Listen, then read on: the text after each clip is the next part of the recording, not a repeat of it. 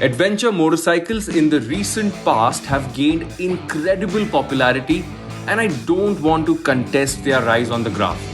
Manufacturers have an insane amount of interest in this space because if it's done right, an adventure motorcycle can easily be the only motorcycle you will ever need. You see, an ADV motorcycle is not only capable of doing your Monday to Friday runs, but it's also the perfect pill to escape reality. Today on PowerDrift, I finally have Honda's NX500. I saw this motorcycle back at EICMA 2023 and immediately realized one thing. This is what India needs. But there's always the but. I'll talk about that later in the video. For now, let's talk about what's changed. The CB500X, that's the NX500 today. First and foremost, the looks. Very different from what we saw on the CB for the longest time. Some might find the looks too simple and I would probably be on that team. But the quality on this Honda is too bloody good. There's a new display that has Bluetooth connectivity, which has sort of become the norm for ADV motorcycles. I rode the CB many years ago, and from that version, the NX has had quite a bit of hardware changes.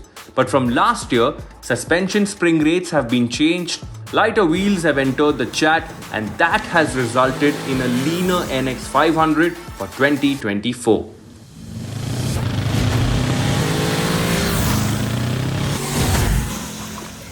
So what's really similar? The engine that powers the NX, a 471cc unit that produces power and torque in the 40s.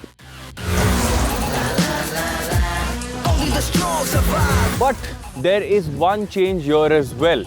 Honda decided to add a new map for better acceleration. The real question is, how does it feel? Absolutely nice. No wonder Honda has not strayed too far from this engine. The new map means it picks up better off the line and feels quicker to get out of corners. But I want to talk about two things. First, the engine is very chill. There is no sense of stress, and rightfully so. It was never meant to be a high performance engine. So heating is not really a problem. Refinement issues are not really present, and overall it's calm and easy. Secondly, the way the engine revs is also pretty linear. There are no surprises, and that makes me believe it can be a really good motorcycle even for beginners. However, experienced riders can find this tune to be boring too. Last but not the least, the gearbox is pretty slick, and that clutch belongs to the featherweight category. It's extremely light, probably even lighter than a feather. Yeah. I gotta run it, and I'm running. Keeping it 100, 200 is like a running. The NX500 is a really good tourer. Exceptional in fact. Its ability to cover distances, it's almost magical. The ergonomic package feels like a really good fit. The way you hold the handlebar, the way you sit, the amount of space that you have, all of this comes together really well. Now for the year 2024, when you look at the transformation from the CB to the NX, this motorcycle has lost weight, it's got lighter wheels. So the natural assumption is that it's going to be a really nice handling motorcycle. Unfortunately, it's not the quickest steering motorcycle out there. It takes a while getting used to, and it's a bit of a surprise, especially when you see the 19-inch front instead of a 21-inch that you usually see on adventure motorcycles. The suspension as well is a little too soft for my liking. I know a lot of you guys are going to like this, but not me. I would have loved to see a little bit of control when it comes to damping. That's missing with the NX right now. So it almost feels like a boat that's sailing on the open seas, almost cruising on those waves. Finally, the tank, 17.5 liters, and I promise you will get a very decent number when you calculate the total tank range, which means more kilometers on the road and less pit stops, and that is a fantastic thing. The but. Let's talk about what the NX misses out on. The windshield, though tall, does not offer adjustability. And on a hot sunny day where you want the air to cool your body down, there's no real chance of that happening. The brake lever is adjustable, but the clutch lever isn't. I might be begging for the next one, but a quick shifter would have added a nice touch. The left-hand side of the switchgear is all messed up and takes a really long time to get used to.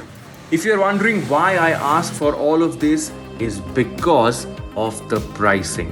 The NX costs rupees 5.9 lakh ex showroom, and that is the motorcycle's Achilles heel. It's almost 2x the Himalayan's price and significantly more expensive than the KTM 390 Adventure with a 2024 variant already on its way. Sure, it gets traction control and connectivity, but that's not enough for the NX. You know, it's almost criminal that the NX500 is priced this high. This price tag just doesn't cut it. I really cannot justify it. The NX is a really nice adventure tourer that's capable of doing intercity, interstate, or even cross-country runs at the drop of a hat, and I wish people got the NX at a reasonable price. That's not happening today, and that makes me very, very sad. But otherwise, great motorcycle, great experience. I really enjoyed it. And that brings us to the end of this story. I hope you enjoyed it. If you did, drop a like, tell us your favorite thing about the NX in the comments, and share it with your friends. I would like to say one thing before I end this video. In all my years of riding motorcycles, I've realized that adventure motorcycles have a special place in my heart. On that note, thank you once again. My name is Varun Painter, and I will see you later. Only the strong survive.